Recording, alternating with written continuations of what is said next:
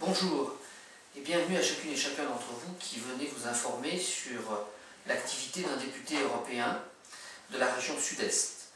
En ce début d'année 2013, je veux bien sûr formuler pour vous, pour notre pays et pour l'Europe, mes meilleurs vœux. 2013, chacun le sait, s'ouvre dans un climat de grande incertitude, dans un climat même d'inquiétude, dans un climat malheureusement qui n'est pas apaisé par les décisions publiques prises par le gouvernement français qui notamment effrayent les investisseurs, que ce soit les investisseurs français ou les investisseurs étrangers. L'Europe a réussi en 2012 sa stabilisation. Les attaques contre l'euro ont cessé après les décisions courageuses prises par la Commission européenne, par la Banque centrale européenne et entérinées à la fois par le Conseil européen et par le Parlement européen. Mais 2013 peut être l'année du rebond si, au niveau des chefs d'État et de gouvernement, une vraie alliance, une vraie ligne directrice se dessine. Et c'est la raison pour laquelle je souhaite ardemment que le président de la République française retrouve la voie de la raison dans ses rapports avec notre partenaire qu'est l'Allemagne.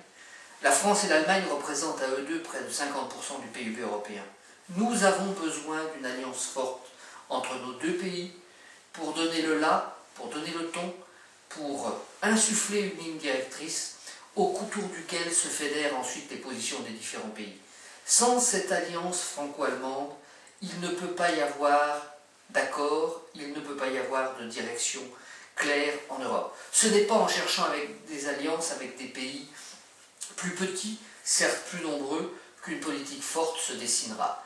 Voilà le vœu le plus cher que je forme pour cette année 2013 au niveau européen, à un moment où la France et l'Allemagne vont fêter le 50e anniversaire du traité de l'Élysée. Je souhaite aussi que cette célébration ne soit pas simplement une formalité, mais qu'elle soit bien une étape. J'ai compris que le président de la République française attendait les élections allemandes.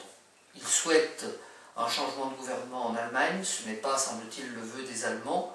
Respectons le choix des Allemands, travaillons avec les gouvernements qui sont en place.